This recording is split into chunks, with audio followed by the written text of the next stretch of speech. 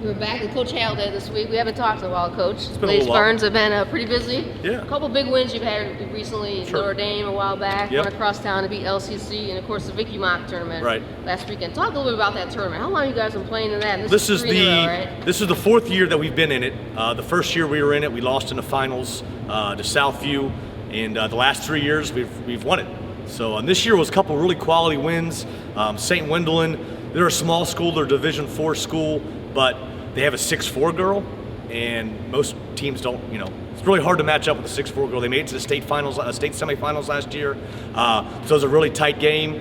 We found a way to pull it out in the end, and then came back the next night and defeated Northview, who had won 8 games in a row prior to that game. So those are 2 quality wins, and Northview's a Division I school like us, and so those are 2 quality wins. A great way to kind of end the 2015 part of the season, you know what I mean, and a great way to move forward in the 2016 season. So now we get to get back into league play and that type stuff. So it's just a good building point, I think, for the program. This is a while back. We went up to Notre Dame and beat them at their place. I mean, that's always a tough game. And you guys we've never, Notre Dame is, since this league has been founded, they've won the league every year. They made it to the state tournament, 4 years in a row. We have never beaten them. So to go on the road, because the Saturday before we lost the start, they came in and beat us up. We really responded really well to that. Went up to Notre Dame, we took care of business, played really well, had some anxious moments there in the fourth quarter, but we did made enough plays down the stretch there to get that win, a 10-point win on the road, and kind of gave us some confidence moving forward. Unfortunately, we've dropped a couple since then, but still a good statement win, and we feel real good about that. Anytime you can beat them, that's huge. It's even a bigger deal that you went over there and did it there. Absolutely. Anytime you go on the road in our league, it's tough. All the travel, 90 minutes away, and you don't always get, you don't get favorable calls on the road. So for an opportunity to go there and basically lead wire to wire in that game was very special. When you have these wins, what's going right for you guys? And the opposite side, when you suffer a couple losses, what do you see you have to improve to get those other wins? Well, I think the biggest thing when we win is obviously we're shooting the ball well. We're sharing it, and we're shooting it well. And when we share it, we get better quality shots. And sometimes it's hard to get the girls to understand that, hey, one more pass, that was a good shot, but if you make another pass, we can even get a better shot. And we've done that in the wins. And sometimes a couple of the losses, we kind of got away from that. You know what I mean? We make one pass, the first person who touches it takes a shot.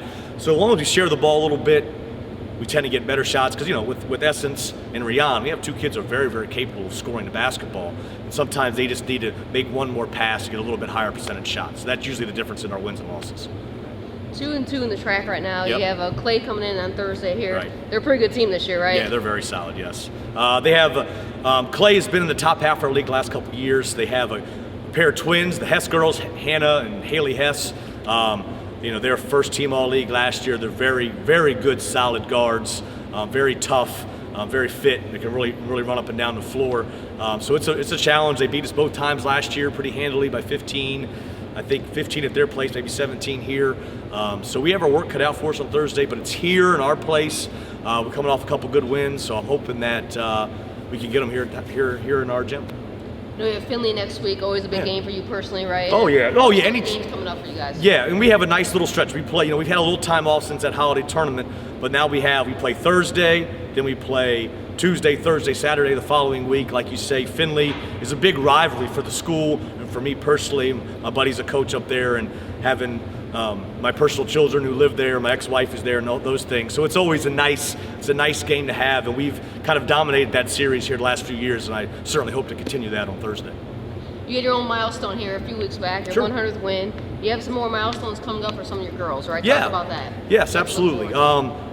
Essence Cowan is, I believe, 55 points away for breaking 1,000, so that should be coming up in the next 3 to 4 games. And then Rian Thompson is 200 and so points away from breaking the all-time scoring record here set by India Benjamin. So that's a little bit further down the road, but those are 2 things that we totally expect to happen, and we'll certainly honor them in proper fashion when that comes around. So we're excited about all that stuff, and hopefully that just builds momentum and takes care of, as long as we keep winning games and those girls get their personal milestones, that'd be great.